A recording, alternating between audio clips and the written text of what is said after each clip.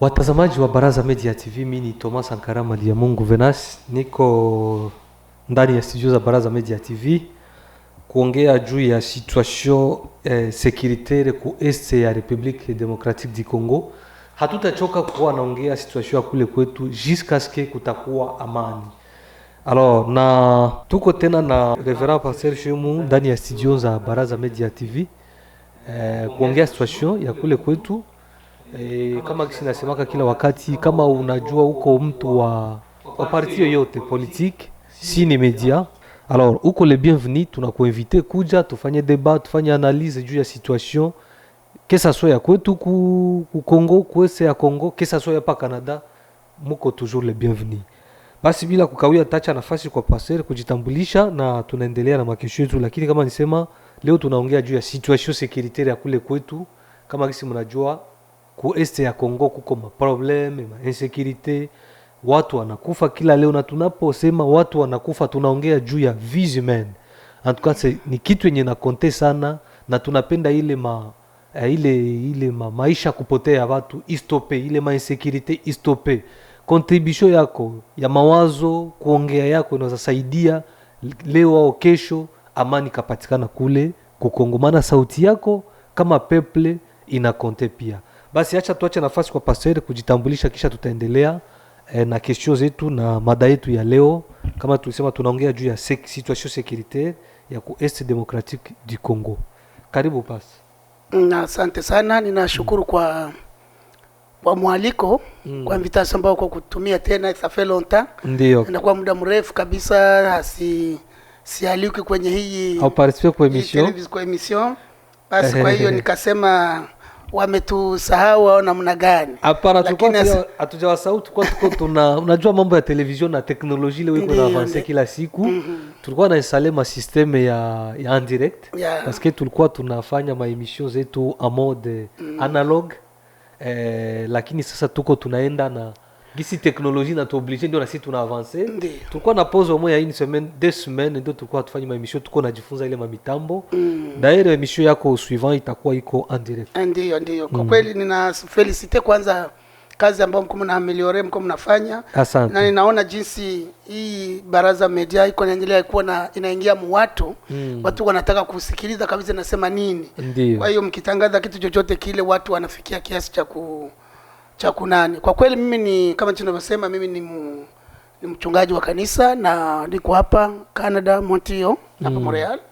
Na hatukai kimya bila kuongelea. Wakati unajua kama uko mchungaji, unachunga ni watu. Ndiyo. Na wale watu kama wana matatizo, wanakosa amani, lazima waongelee lile jambo. Yes. Ya kile kitu hakitoe mtu kukosa imani wala nini, hapana. Hatuko wachungaji wa mambuzi. Tuko wachungaji tunachunga watu, na ndio sababu inahitajika tuseme ambacho hakiko kinaendeka vizuri. Sababu wale watu wanaleta malalamiko kwetu, wanaleta malalamiko kama vile kwangu. Mchungaji, kwa nini namzungumzie hiki na hiki? Mbona kule tunateseka? Mbona iko hivi na hivi? Sasa inanifanya mimi nizungumzie hilo jambo.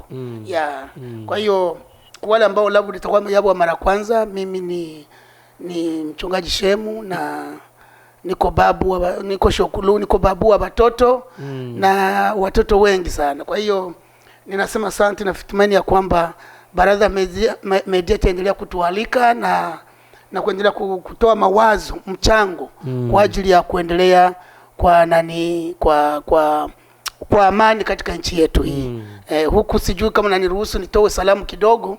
Ndio. Mbele tuendelee na kwenda kusalimia kwanza ndugu zetu wote wenye iko Eastern Africa, wenye iko hususan Uvira, Bukavu, Bunagana, Goma, hata Kinshasa, hata sehemu yote ambao wanasikia lugha yetu na Kisangani, na wasalimia wote. Nasalimia pia wa ndugu zetu ambao wako kwenye diaspora yote, na isalimia wenye kusikia lugha yetu.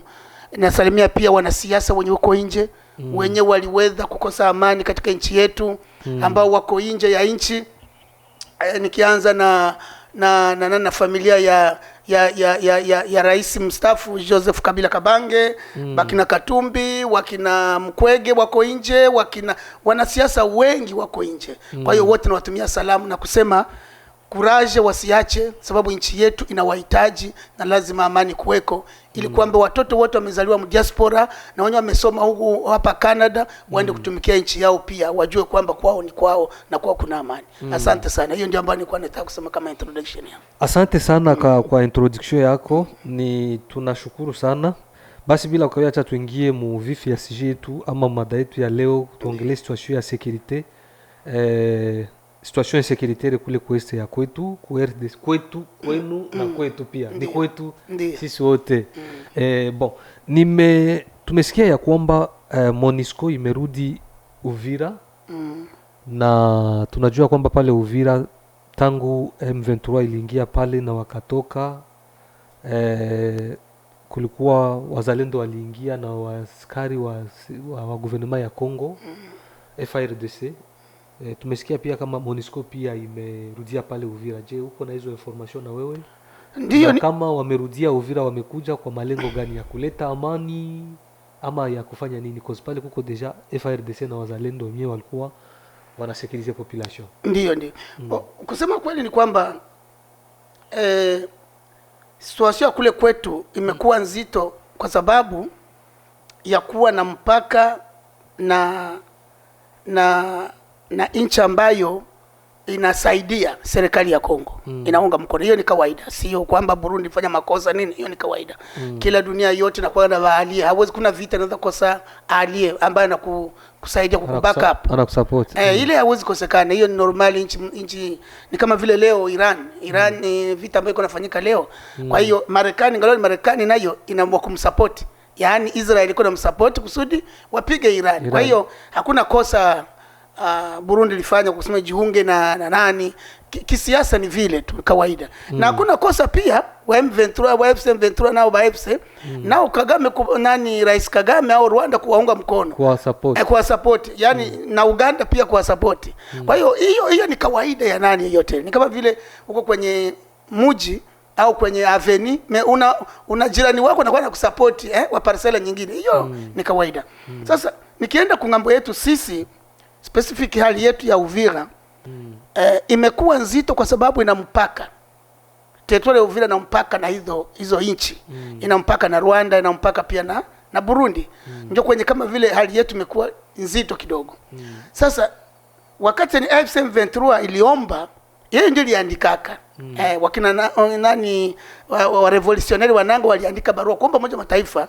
Wanasema wanatoka Uvira lakini wanaomba Uvira ichungwe na Umoja wa Mataifa.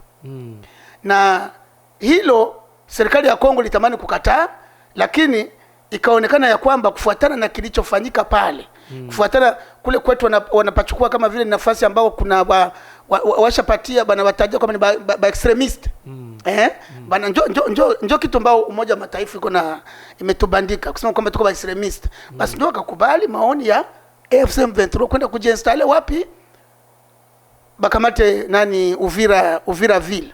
Kwa hiyo wakaacha bali ba armée révolutionnaire wanabaacha muma milima yote, pia wanawaacha bonde lote mzima, plaine de la Ruzizi yote mpaka Makamanyola kule kote kule ni wao, mpaka Sange ku biro ya territoire ni wao. Unajua kama watu wakikuwa na biro ya territoire maana wao ndio wana nguvu. Yani Uvira ni kama vile wa AFC/M23 ndio ina nguvu. Umoja wa Mataifa iko hapa, tuko msantre msantre ndio kwenye bako. Kwa kweli hiyo information nilibaona, niona maimage na makusudi yao kukuja, wanakuja kwa ajili ya kuja kuangalia wanani wenyewe waheshimu nani ICCLF, yani masitisho ya vita wanani ambao wenyewe waheshimu. Wao kazi wanakuja ni kuangalia. Hawaji kwamba watapigana au watapiganisha fulani wa fulani, no, wanakuja tu ni kuangalia. Sasa shida tu pale kwa kwenda kutua, kwa kujibu kabisa kuswali lako ni kwamba sisi kama vile watoto wa Uvira sisi ndio tunapoteza. Kwa sababu tunapoteza control. Hatuna tena decision juu ya ville d'Uvira. Hatuna decision. Hatuna tena maamuzi yoyote ile. Maamuzi inakuwa ni Umoja wa Mataifa. Yaani kama vile entité moja hivi, kama ni ya 15 km kare njoo inabakia. Yaani njoo inaongozwa na Umoja wa Mataifa. Kwa hiyo hatuna nguvu. Okay, Umoja wa Mataifa haikukuja kuleta amani au kuungana na FARDC na wazalendo kuleta amani pale, ama imekuja kwa lengo kusema ya kwamba wao ndio wanakuja kuwa na decision yote pale na FRDC iko pale, wao wanakuja kuingilia kati. Kwa hiyo sababu FRDC wataisukuma tena, itatambuka tena Makobola. Itatambuka Makobola, itaenda huko kutoka Uvira Centre, watafanya kilomita 15. Okay. Kutoka Uvira Centre.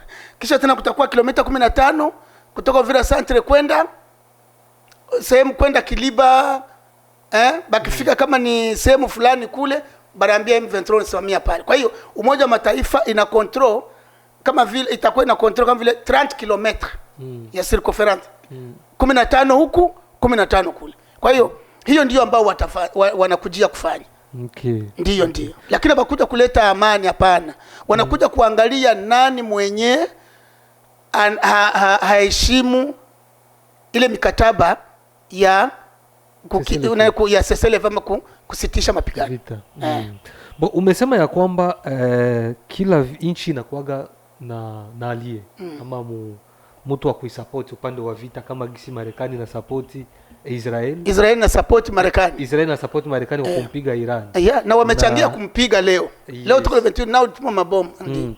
Na umesema ya kwamba AFC M23 nayo kusapotiwa na Rwanda sio vibaya. Na Uganda pia. Oui, na Uganda pia. Cause tumeona hapa dernièrement avec sortie médiatique ya wana Cordon Nanga amesema ya kwamba ni kweli Rwanda inawasupport.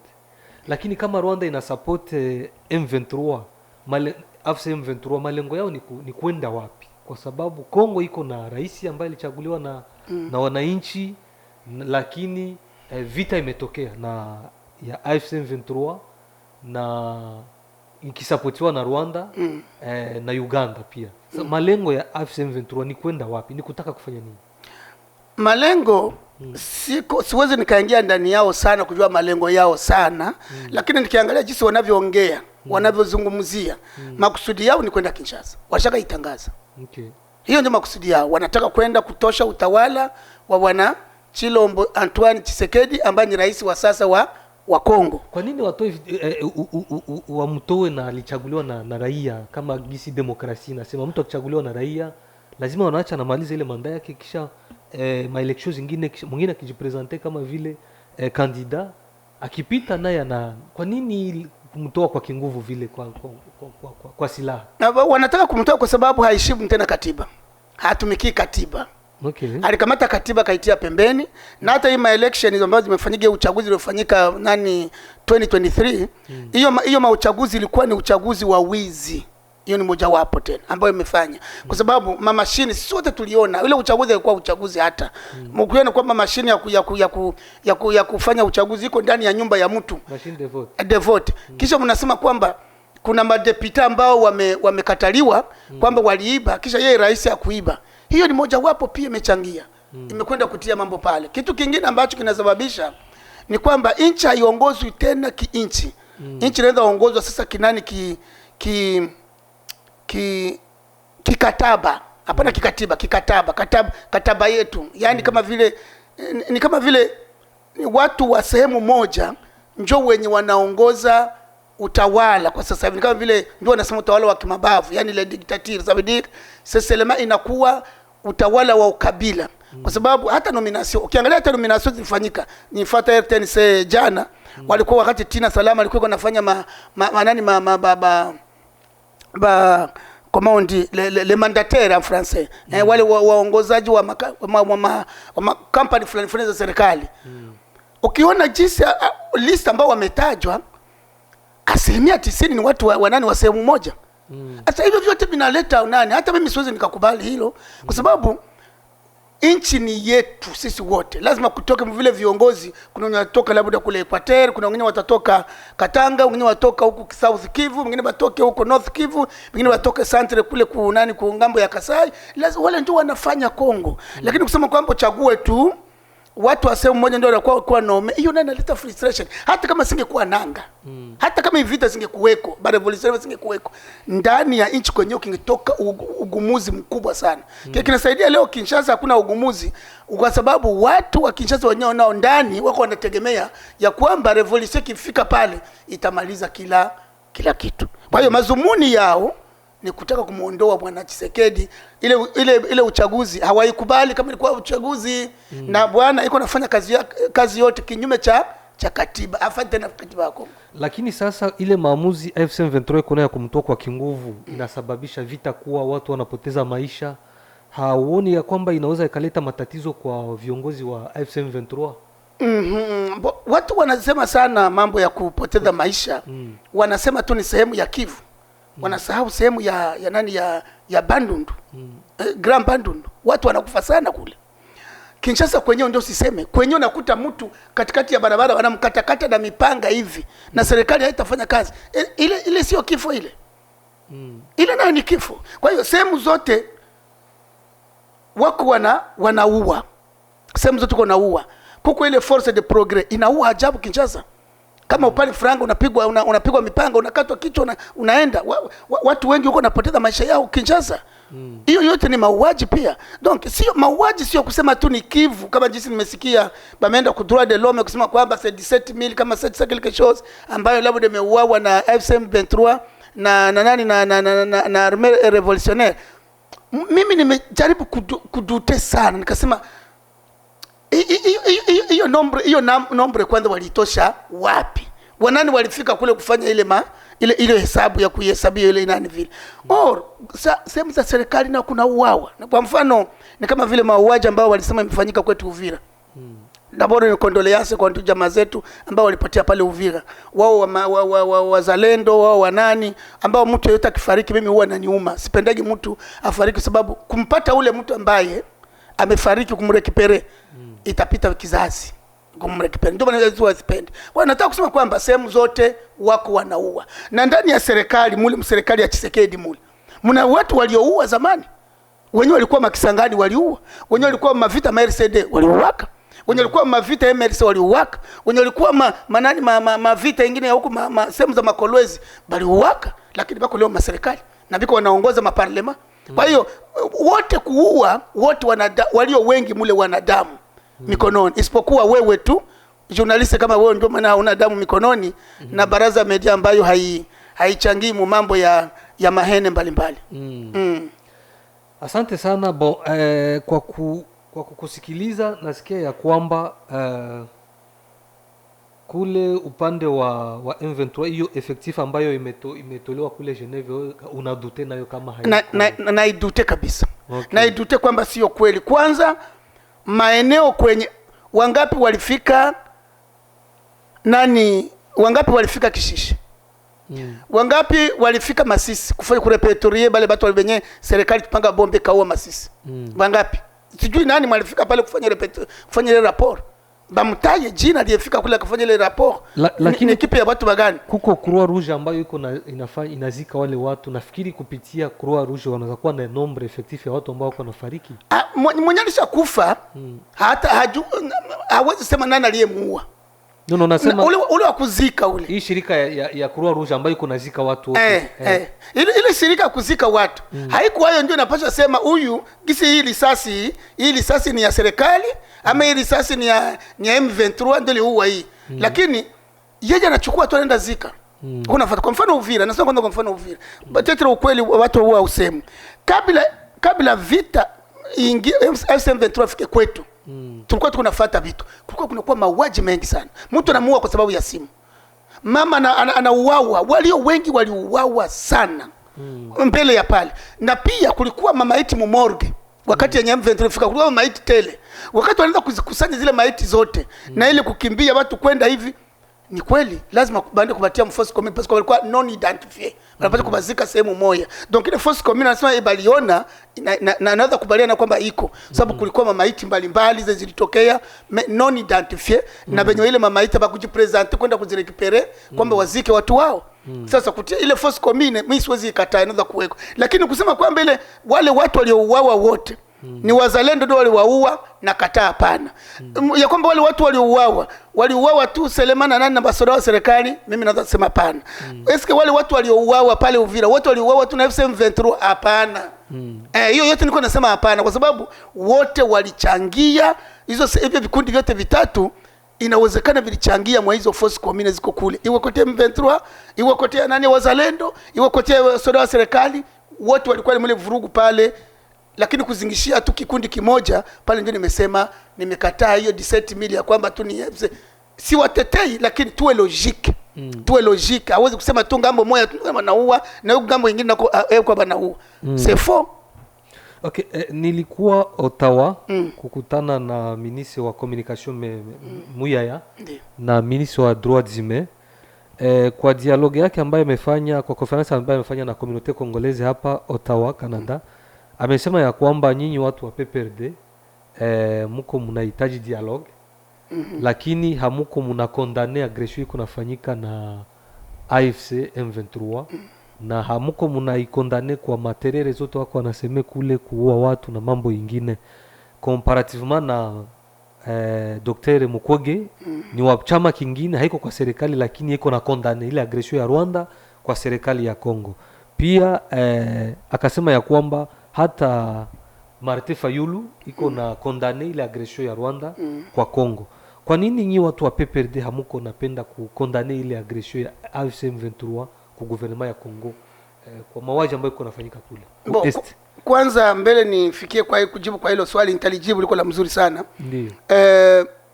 Natoa kwanza sauti ya courage kwa president wetu wa president wa chama cha PPRD, Rais Joseph Kabila Kabange pale ambapo yuko akiwa yuko Goma, akiwa popote kwenye anaweza kuwa iko.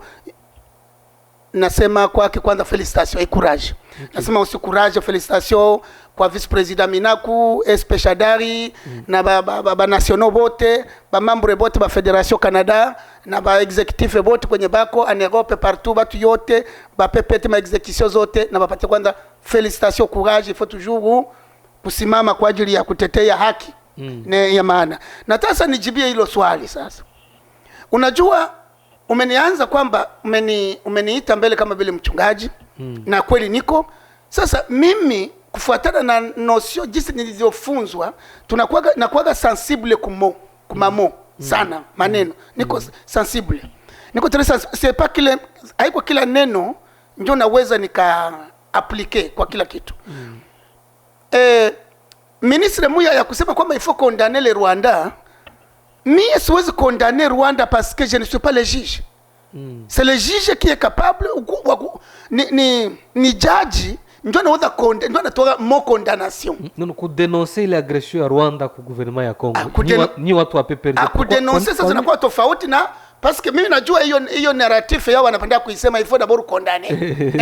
Na wewe kama vile journaliste umesema kweli banaisemaka na Muya yanaisemaka tu il faut d'abord condamner le Rwanda na pouvoir yote ya Tshisekedi wanasema il faut condamner. Moi je peux pas, siwezi kukondane Rwanda. Sababu siko juge, sina kuru ya kujije ile juridiction pays Rwanda. Siwezi. Quelqu'un qui doit juger Rwanda peut-être ni juridiction kama vile ma juridiction internationale, ndio naweza kondane. Mais sasa mimi hiyo terrain ya kukondane siwezi kukondane. Maintenant kudenoncer, kusema kwamba mimi na denoncer ndio Nyie kama watu wa PPRD kwa nini hamdenoncer kama Mukwege ama Martin Fayulu? Si tulianza kudenoncer hii, tulianza kwanza kudenoncer meme Uganda depuis ingali Bunagana. Hapo leo kuna sema Rwanda. Mimi sijui kwa nini serikali ama Muya ya mwenyewe ama serikali ya Kongo abako banasema kwa nini kunaogopa kusema Uganda?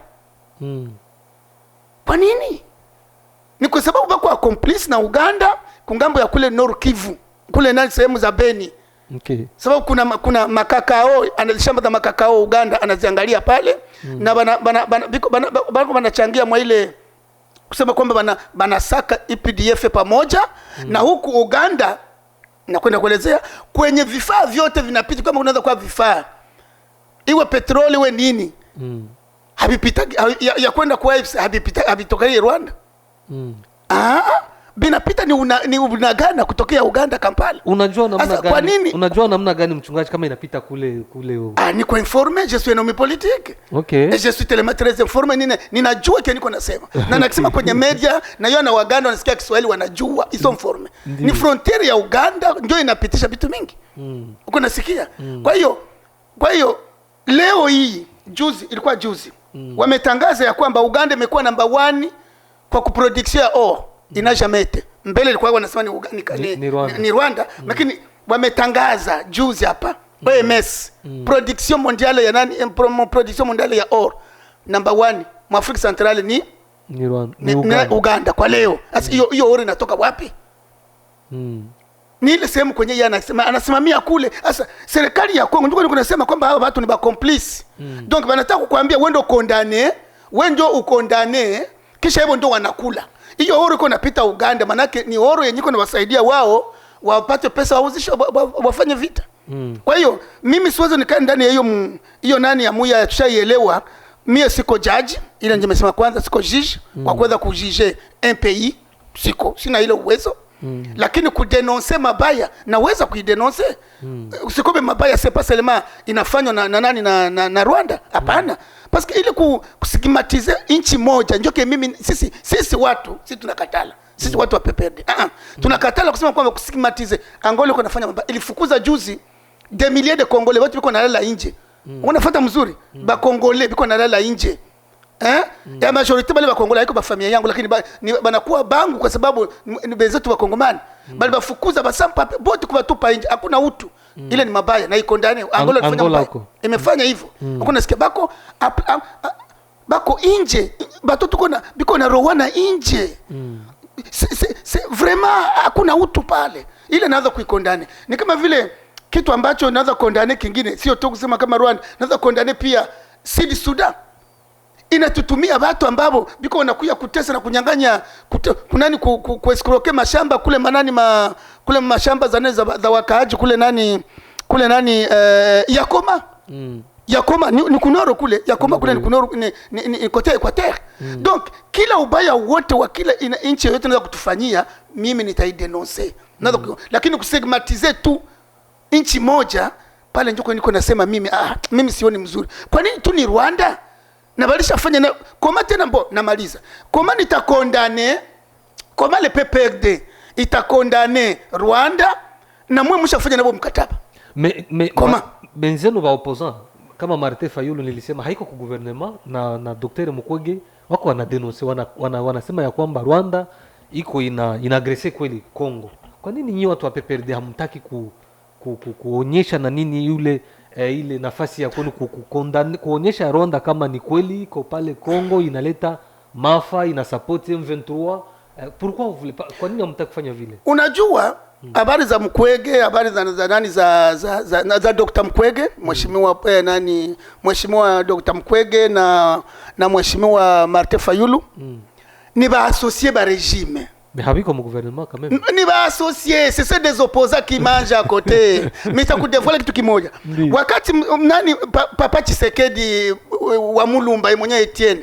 Alikuwa anajiopposer na Mobutu, mais alikuwa anapata valise ya franc. OK. Bon, même lever le après Mobutu. Qui a fait nani mwenye alifanya leo Bachilombo ba vivre mzuri Bulaya? Avant bafike kukamata pouvoir leo. Yeye na baba yake. C'est Joseph Kabila Kabange, ils est payé. Akona balipa kila mwezi franga za kuishi. Okay. Uko nafuata mzuri. Banasema banafanya opposition, mais lakini anabapatia tena pesa ya kuishi, anaishi. Donc, je vais te donner un exemple. Ndio. Pesa za kampanye za Fayulu. Nani alimpatia nazo? C'est Félix Tshisekedi. Na ndio maana ulionaka aliendaga yeye comme candidat président. Hakuna ba député. Balianza kumpatia Bekiye nani? Balianza kumpatia nani? Kumuunga migulu nani? Chilombo Tshisekedi Antoine mwile kampanye yake ya 2023. Dr. Mukwege c'est la même chose. OK. La même chose n'est que Dr. akajiporter comme na candidat. Ilikuwa kama vile banasema kwamba banaenda kupana kumupa support. Mais banasema na mchallenge. Mimi nampa support. Naambia deputy gani mwenye nani alipitishaga nani Dr. Mukwege. Hata wa province moja hakuna. Député provincial hakuna. Fayulu la même chose. Député provincial même hakuna. Même chef d'avenir hana. Mais lakini ana uwezo wa kufanya declaration na ana uwezo kuomba audience kwa president anaenda kumuona. Ni click yao bali organize depuis zamani. Unajua nitakwambia kitu kimoja. Na hapo ndio nasimamia. Maremu baba alikuwa ananiambia hivi. Maremu alikuwa ananiambia unatungali wa vijana tunacheza. Sasa naenda kumwambia jinsi nafanya. Mara baba ananiambia hivi sema, mwana. Alikuwa ananiambia je me suis venu parler ma dama langue. Dama langue dama langue nitasema mlugha yangu ya kunyumba ya Uvira. Ananiambia mwana. Batakizi bisho umuliro mu Bukere. Ça veut dire haba kwa banaficha moto mu mayani. Ndio kwa ananiambia bapichikaji moto mu mayani. Juu ule moto tatoka tu. Okay. Donc na Fayulu na nani na Dr. Mkwege biabo bishaonekana biko wazi. Bako natamani kuficha moto mu mayani mayani iko na lungula tu naona tu kama biko wazi ni hebo ndo biko mule. Kwa hiyo ni meme alikuwa tuwezi kubaita ba opposant vraiment mais ni opposition yenye iko à côté ya Felix kwa ajili ya kumsupport kumupatia nguvu. Okay. Yeah. Nanga alikuwa anasema ya kwamba objectif ya M23 AFC M23 ni kwenda Kinshasa kukamata uongozi pouvoir kule. Lakini msoti mediatiki yake hapa dernièrement umesema ya kwamba vita imeisha, watu wa Goma waishi kwa amani, kwa maendeleo. Kwa nini zile kauli mbili tofauti? Anataka kwenda Kinshasa wakamate madaraka lakini anakuja tena kusema ya kwamba vita imeisha. Nafikiri ni langage politique. Kama mambo ya PPRD unaweza decoder ile langage namna gani? Je, ni kweli kwao kwa M23 vita imeisha wanataka na kama imeisha wako considere na gouvernement ya Kongo kama ni wa aggresseur, ni wa rebelle, wataendelea kubaki Goma ama watatoka maeneo yote kama gisi gouvernement ya Kongo iko na wademande watoke? Bo kinywa cha kuambia mtu atoke, atoke aende wapi? Samani. Kabla bado sijagusa kwa ile hali ya nani ya Nanga. Kiswahili ambacho serikali nasema kwanza batoke njoo tutaongea, batoke njoo tuzungumuze, batoke baende. Utamtosha Nango mpeleke wapi? Utamtosha Babisimwa ubapeleke wapi? Ni bana beke, ni batoto utapeleka wapi na budongo yao? Batoke baende wapi? Donc hiyo Kiswahili ya kusema batoke kwanza njoo tuongee, hiyo kisha pito na wakati. Gouvernement ya Kongo anasema ni wa supplétif. Wa M23 supplétif. Yani ni wao wanasapotiwa na kikundi nyuma yao ya wanasema ni wa Rwanda wanawasupport. Ni quelques Congolais wako pale la tête ya ile mouvement ya M23 lakini Wanyarwanda ndio wanawasupport. Dunia. Kwa hiyo wanataka Wanyarwanda warudi kwa Rwanda na wale quelques Congolais watadili na gouvernement. Hata kama warudi, hata kama wanasema kwamba ile Rwanda toshe ile mezire yake defensive ilikuwa liweka kwa ajili ya kujizuia kwa ajili ya ba FDLR kwenda kubatake. Vita haiwezi kwa sababu seke on a semé d'avance on va les récolter. Parce que serikali ambayo ya Kinshasa iliwahi kutoa maneno mazito sana kutoka mkinywa wa rais na walideri bengine ambayo Rwanda inashikilia. Banaona kama ni danger kwao. Ni hatari. Kwa hiyo kusema kwamba wanaweza wakatoka lakini ukifata maneno ya Umoja wa Mataifa, Secretary General de Nations Unies yeye alisema juzi semaine passée, hapa ni semaine iliyopita. Alisema mwenye naweza ana mamlaka ya kumwambia Rwanda kutoka Mkongo ni serikali ya Kongo. Unasikia? Sio Umoja wa Mataifa wala sio watu wengine. Wao ndio wanapaswa kuambia Rwanda mtoke kwa sababu wao ndio walifanya nao mkataba. Unafuata? Hakuna mkataba wenye huko kati ya Kongo ya nani serikali ya Kongo na ba AFC M23. Balikuwa wanaanza kwa ma processes. Ndio ile ya doa ile. Bana mapointi 6 bayamalizia. Unasikia? Sasa kusema kwamba utawaambia batoke na ile mapointi 6 bayamaliza. Haiwezekani. Nilifuata hata Muya ya mwenyewe aliweza kuitaja hapa, alikuwa Ottawa. Alisema balifanya pointi 2 lakini kuna bakia ziko 8, zingine zinabakia zingine 6. Yaani wote serikali inajua ya kwamba habako ba splitif. Ile ni langage ya kutu wanaita mfransa ku message de broyage. Bwana ni message ya kuchanganya watu vichwa tu kusudi watu wabakie kusema kwamba ba splitif na mko mnaongea napo. Kwa nini uongee na nani na kisigino na kichwa kiko? Haiwezekani. Kwa hiyo ni malangaji za iko na broyer watu vichwa tu kubachanganya watu kusudi watu wachanganyikiwe, lakini kilichoko ni kwamba wale watu kwa gisi mimi naona hawataenda fasi.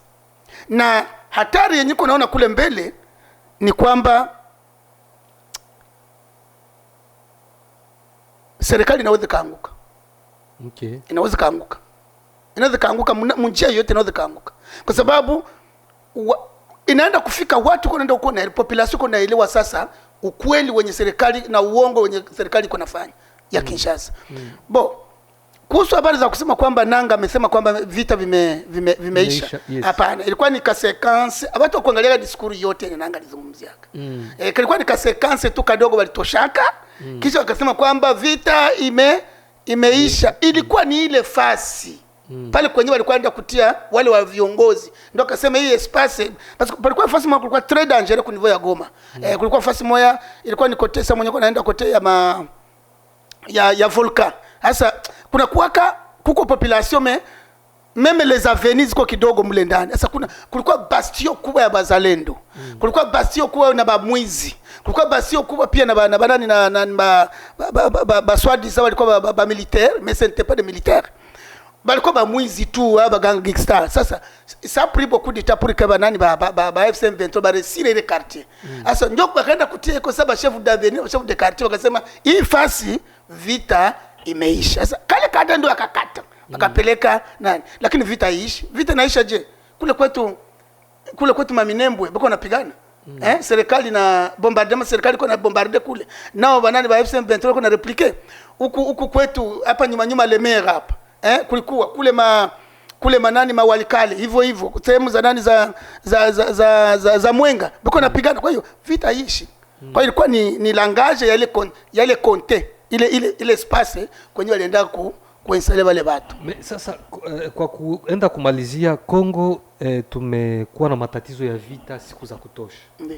Na zile magroupe rebelle ziko na kuwa mingi kila siku, na objectif ya zile magroupe ni kutafuta ile matière première zinakuwa financer na nchi zingine zinawasupport. Kama tulianza mwanzo tasema ya kwamba AFC M23 kusapotiwa na Rwanda sio makosa kama umetoka kusema. No, mimi niko net, sio makosa. Na unareconnect na iko Rwanda tu. Na Uganda. Na Uganda pia umereconnect hiyo pia kama wana support wale watu, lakini Kongo itabaki kuwa nchi ya vile kama leo Nanga na watu wake wa M23 wanafika na nafasi ya kwenda Kinshasa. Wanamtoa Tshisekedi kwa madaraka kama kitu kunatoka kuzungumza. Nanga yeye hakuna mtu mwingine naye ataenda kujiunga kwa pori nyingine siku nyingine anakuja na anampiganisha na anamtoa kwa madaraka. Inchi tabaki ya hivyo, hakuna gisi watu wanaweza kuja pamoja, wale wakongomani na serikali wanakaa pamoja na ongea kwa kuleta amani kwa inchi na hii mambo ya marebelio kuona kama ipunguke na maresource premier ziko mwinchi wakongomani at least waziprofite kwa. Ni swali nzuri. Je, tutaendelea mwa hii hali? Kwa kweli hii hali ilishapunguka. Ndio sikatai kwamba ilikuwa 100% imeisha. Lakini wakati JKK ametoka, Rais Kabila, wakati ametoka ameacha madaraka, hii magrupe arme, hii magrupe vikundi vya majeshi vilikuwa chini ya 100. Chini ya 100. Lakini leo inakuwa 240 na mabitu kule juu. Kwa kweli sio vizuri. Zimeongezeka wakati wa rais President Felix Tshisekedi. Njo imeongezeka sana ile magrupe ya arme.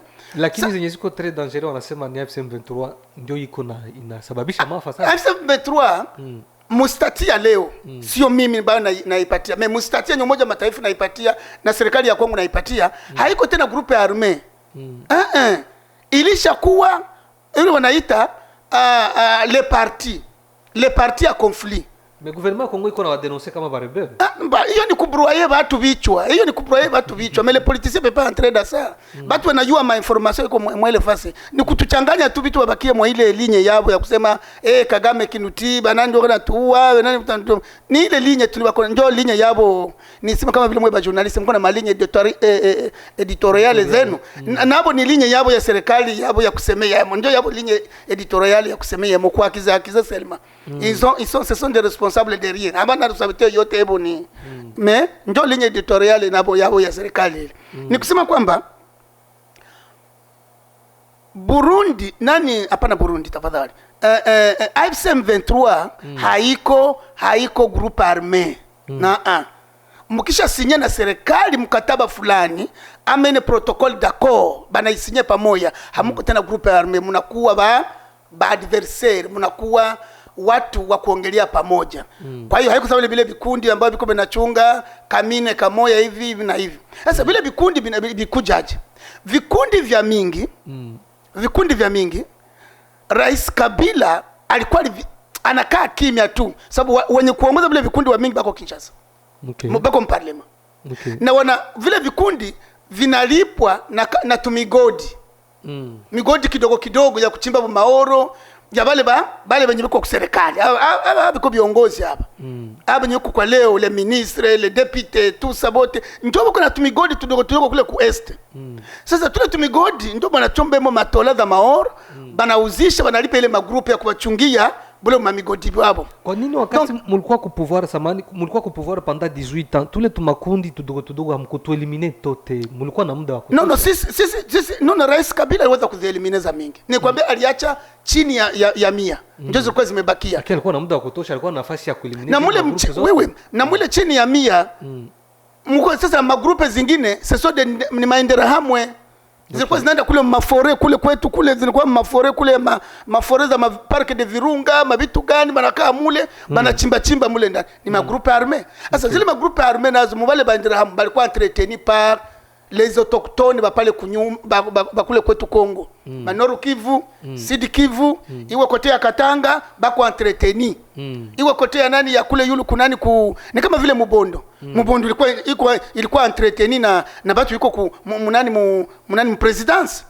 Uko nasikia jua kupigania mabudongo yabo kule. Donc groupes armés za mingi zilikuwa ziko entreteni par les gens qui sont à Kinshasa. Maintenant pourquoi kumtosha nani Tshisekedi au kunani? Ni kwa sababu kurefonde, nitamani kuunda tena inchi bupya, kuifanya tena inchi watu wapatiane, wanaita kwa Kifaransa confiance. Hakuna tena confiance mu inchi. Hakuna kabisa. Kwa hiyo turudie tena tufanye inchi iwe upya. Njo sababu ya lite yetu kama vile sie wanasiasa kama vile chama cha PPRD. Lite ni kutamani kurefonde kwa sababu inchi iko totalement, wananchi wako wanagawanyika sana. Kwa sababu hakuna confiance. Naambie ba opposant biko nje. Hata bafanye dialogue. Eske unakubali kama banaweza kushuka kwenda kufanya dialogue yao, bafanye mazungumzo Kinshasa? Haiwezekani. Lakini angalia mbele. Mazungumzo iliyofanyika mbele Rais Kabila atoke kwenye madaraka ifanyika Kinshasa pale Senko. Unasikia ukumbuka pale. Na ndio mkia kutoka Premier Ministre Chibala, mkatoka ndani Bakamere bakaingia ku pouvoir, mkatoka ndani Badibanga kama Premier Ministre. Mazungumzo ndani ya nchi, sababu kulikuwa confiance ndani ya nani, serikali ya wananchi walikuwa wanapeana ile, sijui confiance kwa Kiswahili tena, ile wanapeana ile uhuru wa kukubali mwingine, kukubaliana. Kwa hiyo sio ya leo. Hakuna mwanasiasa, hata mimi waniite kwenda Kinshasa wezi nitaenda, sina usalama. Najua mtu yote wa PPRD atafungwa. Sasa nani mwatanipokea? Wakubwa zangu wote, wakatibu wa chama, wakina Ramazani, wakina Obemi Naku, wakina vice president wote na bako ma prison. Kwenda Kinshasa kutokupokelewa, lakini wanasema ya kwamba nyinyi mko na support watu wa PPRD, mna support M23. Hiyo ndio woga mko nayo ya kwenda Kinshasa? Sio hiyo. Wenye kusupport kwanza M23 number 1 ni watu wa Kinshasa. Serikali yenyewe ndio ina support hayo. Okay. Unasikia mzuri? Ngoja nikupe wale kama ndio wana support hao. Nikupe mfano mmoja. Ndio. Wanapokwenda kuongea kule Doha na wa M23 bali. Yes. Sio kama shika wai kaimaji kama kalifuitaka. Bako banakula, banacheka pamoja, banagawanya masimu nimero de telefone, bwana utaniita vipi na hivi. Kisha bakishatoka kule bakifika Kinshasa banaanza kutatarika kusema sisi tuko contre M23. No, wao na unajua mkienda kuzungumza, una ile mazungumzo ile. Kila siku bakikutana na kule wanapewa ma per diem. Okay. Ya franga banalipiwa, ile mazungumzo wanalipiwa. Badelege ba M23 wanalipiwa, badelege wa serikali ya Kongo wanalipiwa. Hii ni parti ya zile franga. Ni franga kutoka Kongo zinalipa ile mazungumzo ya Qatar. Okay. Na hata ule bwana Amin, ule Amin anafanya mazungumzo kule Qatar kule. Ule ministre des affaires intérieures kwa sasa hivi nafikiri, ministre des affaires étrangères. Na yeye iko anapokea pesa za Kongo, serikali ya Kongo ndio inatuma pesa. Kisha unaona delegation zinaenda. Kwa hiyo wenye kusupport M23 number 1 ni serikali ya Kongo. Ndi kwa njoko na balipia na mabie. Kwa kumalizia muda wetu unaenda kuisha. Bon, ni Kongo DRC nyumba kule Kongo wananchi wengi wanamsapoti Rais Tshisekedi. Hata huku kwa diaspora wengi wanamsapoti Tshisekedi. Na tulipokutana na mise muya ya Ottawa, kuna hata mzee ni sage wa communauté ya kwako anaitwa Mzee Samba, sijui kama imepita hata kwa RTNC hata kwa Top Congo. Amesema ya kwamba yeye si wa chama yoyote, si wa PPRD, si wa IDPS, ni patriote mzalendo kawaida kama wewe na mimi, kwa patriote wazalendo. Amesema amemshukuru Rais Tshisekedi kwa ile kwanza kudenonse Rwanda kama ndio inaagrese Kongo kwa miaka yote. Pili, anatoa shukrani kwa kazi ambayo yuko nafanya kwa nchi ya Kongo. Kwa nini eske ile huko unaiona ya wakongomani kumshukuru Rais Tshisekedi, ama hamuoni ya kwamba kuna kazi iko nafanya?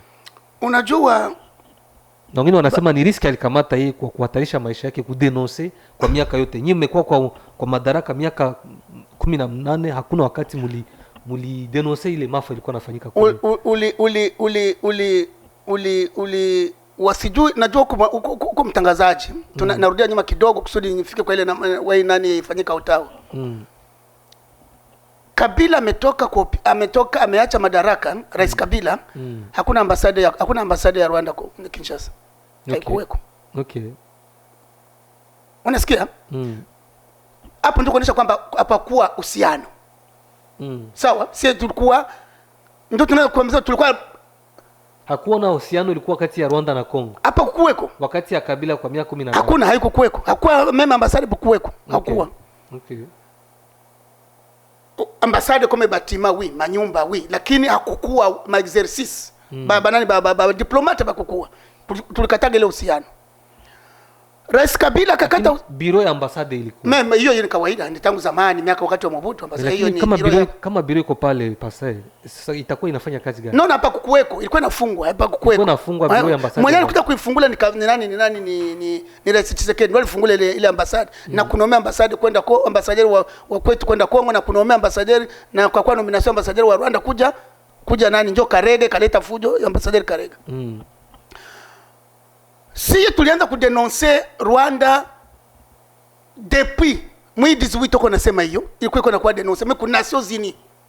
Wakati mwingine kwa Rais Kabila akasema bakaminterview ba BBC ba Grand Media bakamulizaga muko na situation gani wewe unaona? Akasema tuko na amani na nchi zote zingine zote pembeni 8, lakini uko nchi moja tu ndio hatuna nayo amani, hatuna nayo usalama pamoja. Ni Rwanda, hatuna nayo uhusiano. Alisemaka dénonciation kuna Nations Unies na image ziko. OK, donc c'est pas les mots doit les dénoncer. Donc si tulianza banakuwa kurécupérer ile mode dénonciation, banakuwa kuirécupérer mu manda yabo, siye tunabapatia baongozi ndio na récupérer kwa kusema wa dénoncer. Non, hiyo ni nani ni wanaitaka ni arnaque intellectuelle ya watu, ni arnaque politique. Kwa nini mliwapatia manda waongozi hamkuacha wapite kwa uchaguzi? Hiyo ulangaji iko na kuwa sasa. Kwa nini mliwapatia?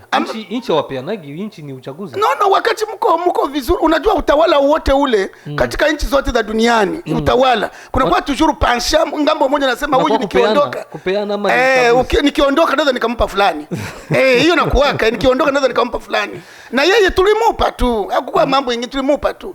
Kwa hiyo mlivioler droit ya peuple. Ya kufanya nini? Ya kutokwenda kuirne wa rais apatikane kwa kupitia uchaguzi. No, tulipenda kuleta amani katika nchi. Kwa sababu tulipenda kuleta amani katika nchi kwa sababu ndio matatizo tuko nayo sasa hizi. Kulikuwa tension. Kwa sababu mmepeana uchaguzi amkutaka. Kulikuwa tension ya nguvu yenye kitaka kuleta mauaji makubwa sana mu nchi wakati ule. Na mimi naweza nikamfelicite tena Rais Kabila, ingalao matatizo iko na PTM leo. Alikamata decision nzuri. Kwa sababu kwa ile wakati kulikuwa kushakuwa mipanga. Makontena mipanga, kungekuwa mauaji makubwa Kinshasa siku wakati ule. Kama tena wangemtangaza nani katibu mkuu wa chama nani mheshimiwa katibu wangu wa chama Shadari Emmanuel Prof, bangemtangaza siku ile. Kulikuwa mipanga ilishawekwa kukata watu vichwa. Kama alikuwa hakupita, kwa nini wamtangaza? Kwa hiyo leo wako wanakata watu vichwa, salipita alijifanyia uchaguzi mwenyewe. Ye Rais Tshisekedi alifanya uchaguzi mwenyewe pamoja na Bafaulu bakamsupport na wengine na Katumbi pia. Katumbi pia walimsupport. Nyinyi watu wa PPRD mnamkosesha amani, amtaki afanye kazi. Asia tukwenda mule ndani, tukuingia mule ndani. Ye mwenyewe na uchaguzi lakini baka wanakata watu vichwa Kinshasa waliokufa wako unakuwa wengi. Yeye mwenyewe kwanza watu uko nakufa na mai inondation, nakuta familia mzima watu wanakufa. Hakuna kitu kunafanya mai inondation ni mule mkinshasa. Kwa hiyo sisi tulimwachia kwanza wanafanya na kusudi mpate kwa naenda kwa ile jibu sasa umeniuliza risk ambayo kama risk ambayo amekamata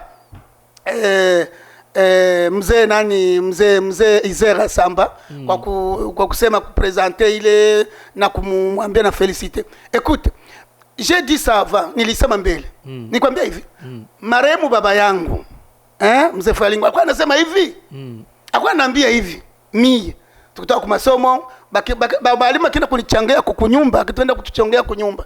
Sasa sitabidi nigeuze msemo, niseme haiko mie. Alikuwa ananiambia hivi, na irepete. Haba fichagi moto mmayani italungula. Et c'est ce que moi je n'aime pas l'hypocrisie ya bakongomani. Mtu unapaswa kuonesha pancha yako. Hakukwagi netre hakuwaki. Meme mbinguni hakuwaka netre, shetani walimshusha chini. Hakukwagi netre wasikudanganye. Ye nani mzee Sage Samba. Sage Samba, mzee Samba, namtaja c'est non iko mtandase politique na iko na kaya yake, c'est son droit. C'est son droit. Nilifata alifanya maeloge, alituma meme salutation kwa Tshisekedi kusema kwamba msalimie rais, felicitation amsalimie. Mais andiza ke mimi siko mtu wa nani amesema kwamba yeye haiko mtu wa parti yote. Mais parti inaonekana deja. Donc parti yake ilionekana. Hapana, ni patriote, anaweza kuwa patriote anataka kufeliciter le president anafanya sio mbaya. Hakuwaki patriote mwenye hana tendance, haikuwaki, le monde là n'existe pas. Okay. Uko patriote, mais tu as une tendance. Hata hapa Canada. Tuko ba Canadiens ba patriote wa kwanza, mais biko na matendance. Soit uko libéraux, soit uko conservative, au soit uko NPD.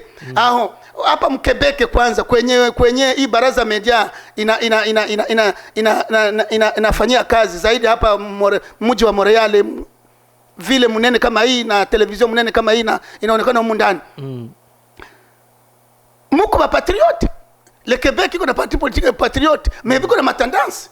Biko na matendance parti Québec hapa. Donc ile ni kutuamburie ya kusema mimi siko wa parti fulani, no, iko na tendance. Mzee iko na kwenye roho yake inapigaka na ilionekana wazi. Kwa hiyo asijificha, afanye tu politique. Vraiment na m'encourager. Aifanye ya kutetea budongo. J'ai aimé la question na ni féliciter vraiment honnêtement. Je l'ai dit devant les caméras.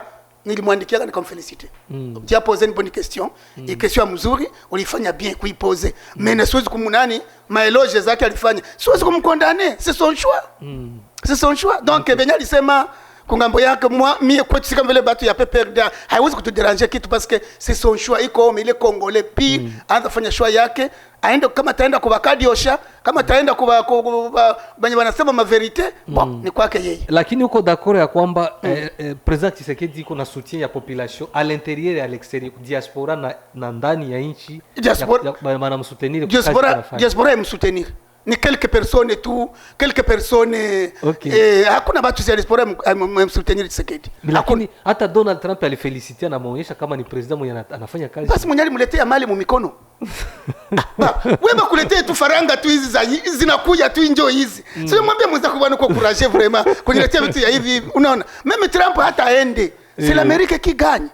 C'est les histoires des entreprises, entreprises za ba républicains ndio zinaganya marché mingi. Zitaganya marché mingi kule kwetu West. Uko nasikia mzuri. Lazima mfelicite. Uko nasikia. Nani alisema Poulos nilimfuata. Alisema hivi. Hakuna entreprise Amerika zitaenda kule kama bado hakuyakuwa amani. Dialogue entre M23 ya kuleta amani. Entre M23 na bakongomani bote, toutes les classes politiques, bana wanasiasa wote wajiweke pamoja waongee. Entreprise itaenda kule. Donc kumfeliciter alipata document. Ya atachunga yeye. Unasikia ya kuchukua ile mali ya kuest. Ya endi Katanga, ya endi kule kuwest hapana. Mkataba walisinye ni huko. uko nasikia na njoo kwenye kuko nguvu za AFC M23 pale.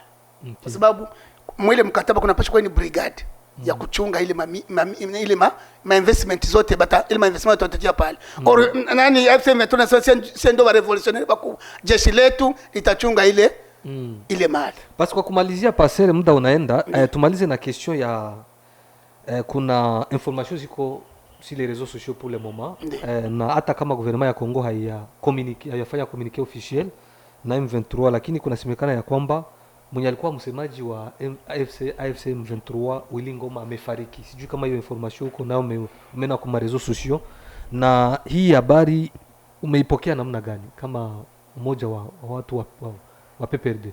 Bo kwanza naanza kusema kwanza kama mtu naanza toa kwanza condoléances kwa familia ya ikiwa amefariki.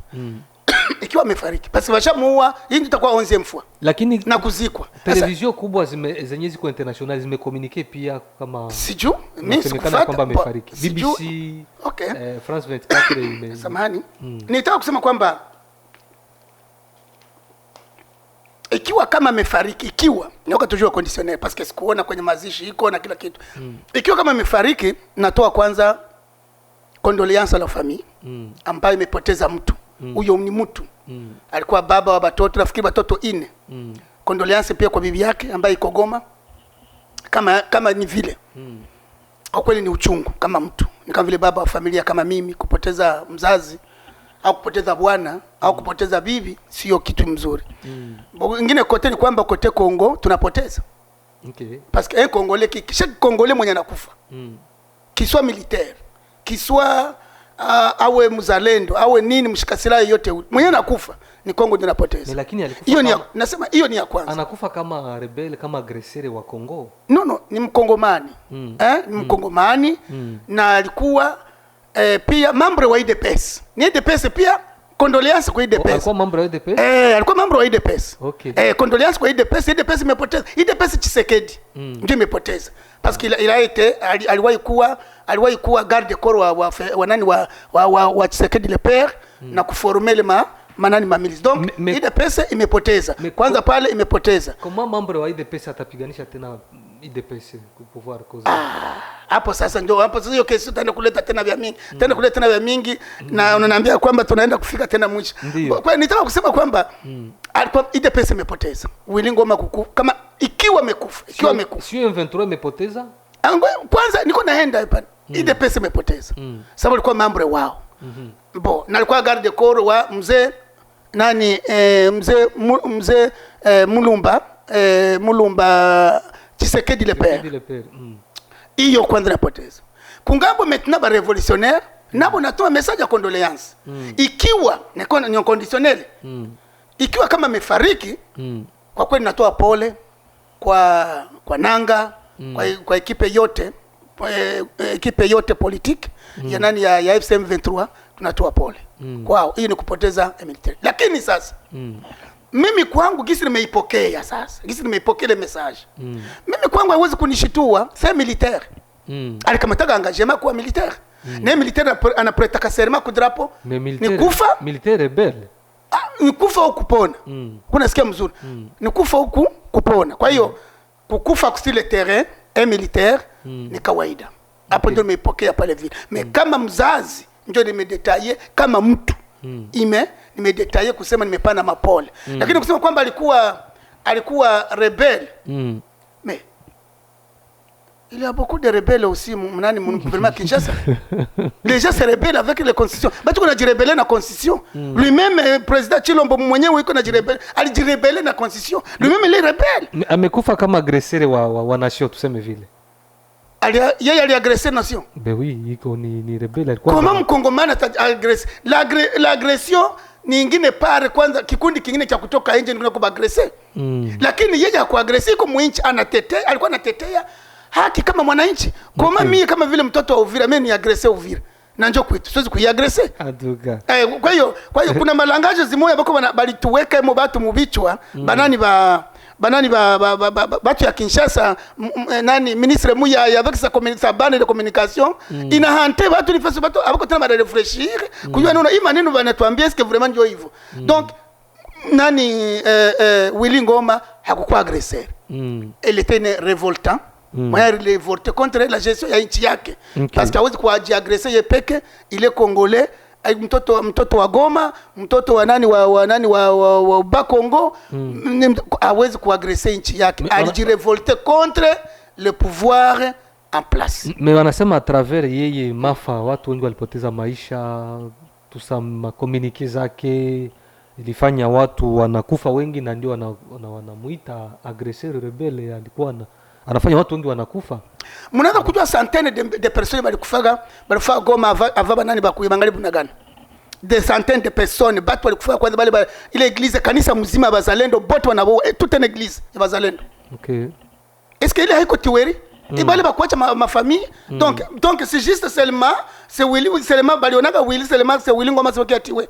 Bale batu bale ba jeune bote walikufaga. Ile église mzima bana massacrer.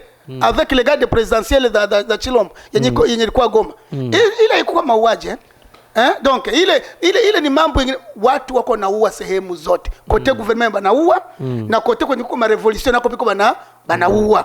Et c'est vrai na leo kesho kwa naua.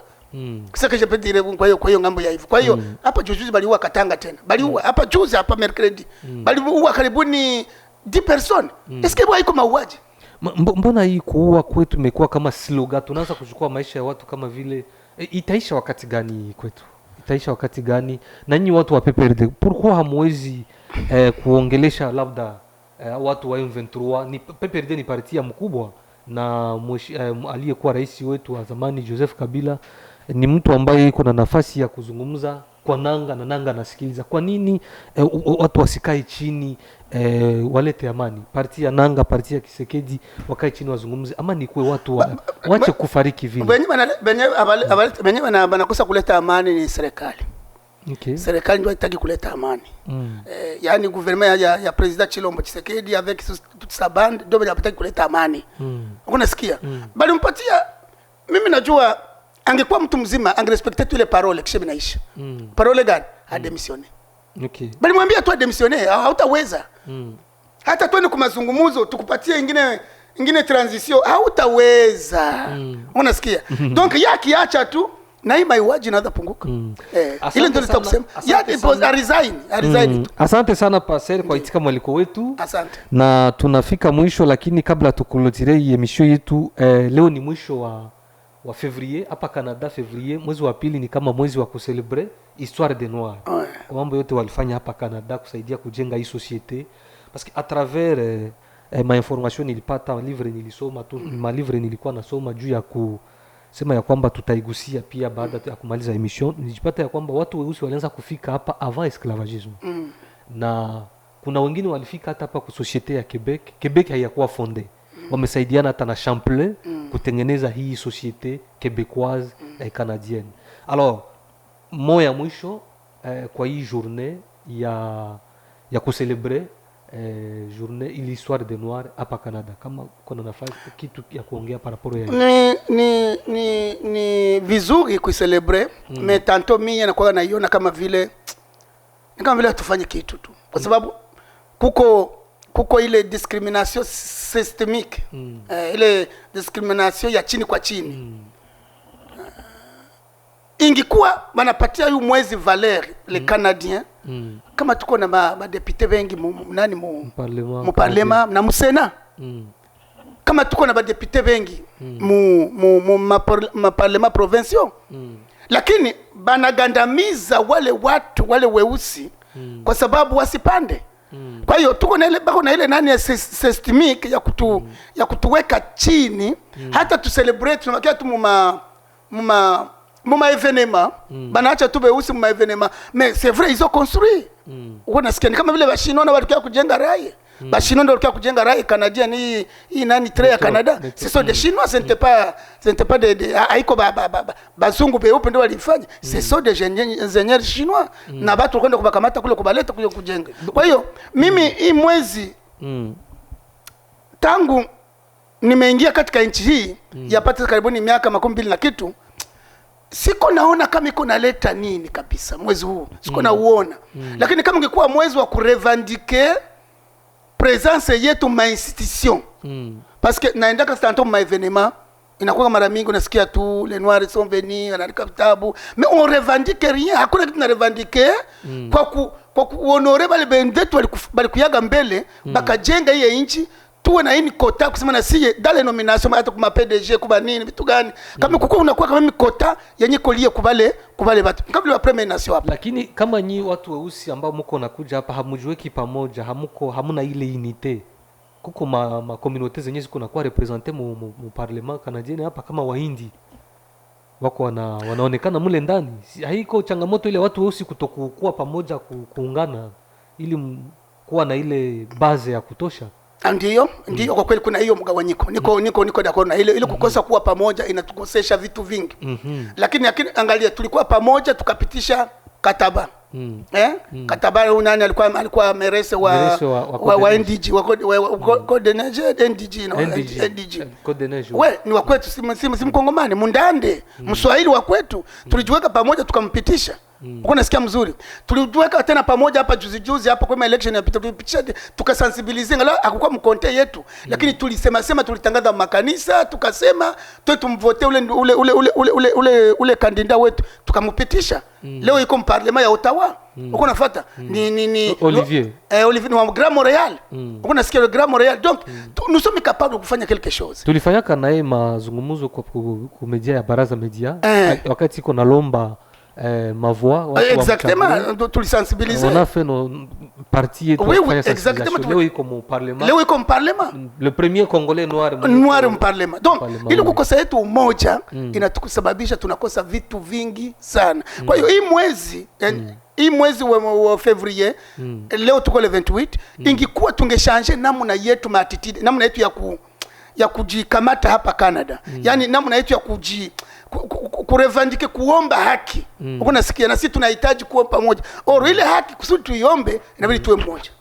Kama tuko umoja ile haki itakuwa shida kuendelea. Yes. Lakini umegusia kitu ya maana sana ambayo umesema kuko ile racisme yenye iko systematique. Sasa ile tutafanya sisi watu tunaweza fanya namna gani ili tuangalie gisi ya kujitetea tena ile ikuwe kama inaenda inapungua? Tunaweza tukakuwa kwa mfano kwa vile hii mwezi tulikuwa nayo tunaandika memo. Na kwa sababu vile les noirs de Canada ou bien c'est moi des noirs. Mwezi tunaandika barua kwa serikali. Naambia angalia hivi na hivi na hivi tunaomba na sie juu kuhonore wale wenzetu walikufaka hivi na hivi na hivi na hivi. Il faut reconnaître quand même na sie comme tuna contribuer pia ma institution za hii nchi Canada. On écrit rien.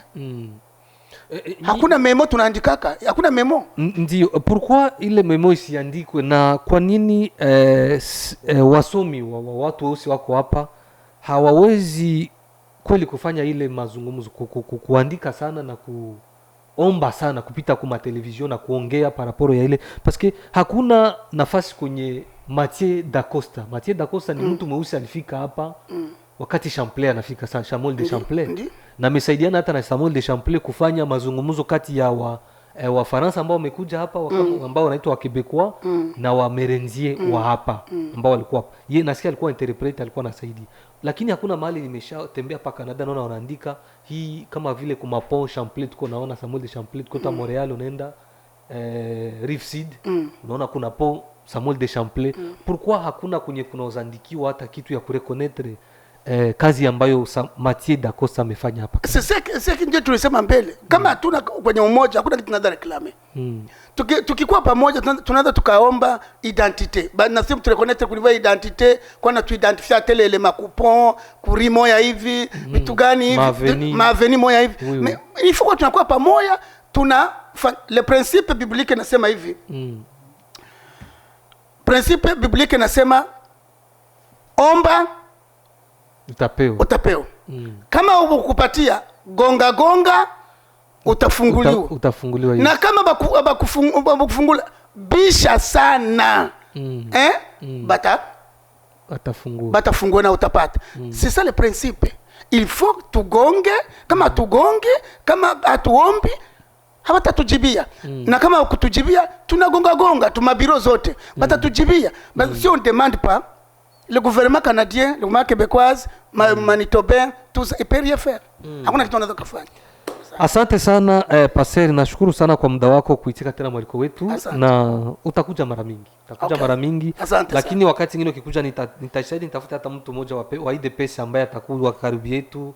Okay. Karibu yangu na wewe ukuwe pale mtu wa PPRD. Okay. Tuchemshe hii plateau, nafikiri sisi wote ni wa patriote. Tuko tunaongea juu ya intérêt ya nchi. Ya tunataka siku moja Kongo ikuwe na amani kama hizi nchi za wazungu za Canada na nchi zingine ziko na amani. Exactly. Na sisi tunataka pia kukipatikana ule mambo ya IDPS nitamleta, lakini kama atakuwa ukikuwa na nafasi unakaribishwa tena. Basi tunafika mwisho wa interview yetu. Mimi ni Thomas Sankara Maliamungu Venance. Msikose kuwa na subscribe kwa hii channel yetu. Tunaomba msubscribe, muache commentaire, muache like, inatusaidia sana kuavancer. Basi kama uko na jambo la mwisho la kuongea Pastor, nafasi ni ya kwako kwa kumalizia interview yetu. Nilitaka kusema kwamba watoto wa Uvira, watoto wa Kongo, watoto wa Kivu, Nord Kivu, Sud Kivu, Kisangani, ni kusema kwamba Kongo ni yetu. Kongo ni wakongomani wote. Na kitu kimoja ningesema kwamba tuache madeklarasyon za mahene, masauti za ubaguzi, tutoe masauti za kupatanisha, tutoe masauti za kuwekana pamoja. Bila hivyo tutapoteza nchi yetu, tunatugawanyika. Wetu atatuprofite kutugawanya, lakini tukiendelea kukua pamoja, kutoa sauti za amani, sauti za mapezima, kwambia wandugu, ingalao kumefanyika kitu fulani, lakini muje tukae pamoja tuongee. Ndio kweli justice inapaswa kuweko, mwenye alifanya mabaya anapaswa kuhukumiwa kama alifanya mabaya, lakini tuache madiskuru za mahene, tuache mambo ya kugabuana, kutaja mapua za wengine, mameno za wengine, machafu za wengine, fupi wa wengine. Tuache kutukanana maneno kama vile haya, kama vile wananchi wa Kongo. Asante sana, na niwaambia kwamba mpende hii Baraza Media, ni kitu ambacho kinaonekana Amerika du Nord, kinatosha haya diaspora. Asante sana. Basi tunafika mwisho wa interview yetu, na kama ungehitaji kuparticipate kwa emission yetu, pour le moment kama si tuliongea mwanzo, tumeseti mitambo yetu vizuri na tuko naenda tunakoma kila siku, tuna maemission zenyewe ziko en direct. Pia tunaweza fanya interview na watu wote partout au monde. Ukiwa huko Afrique du Sud, huko Congo, huko USA, huko Australia, huko Europe, tunaweza kufikia na ukafanya tukakuwa tuko hapa Canada na tukafanya interview na wewe mahali kote huko. Basi mtufuatilie sana, muendelee kujiabone, kulike, force yenu ama commentaire zenu na kujiabone, utaendelea kutupatia nguvu. Ni media ya kwetu, ni media ya Afrika, ni media ya Waswahili, na tusijipate si ndio watu wa bure wa mwisho kila wakati hapa. Wenzetu ma community zingine za watu ambao wanaishi hapa Canada na nchi zingine wako wanaendelea. Kwa nini sisi watu weusi na Waswahili tusikuwe na chombo cha kwetu tutakuwa naongea situation za kwetu? Basi tunafika mwisho. Asanteni sana, tukutane wakati mwingine. Bye.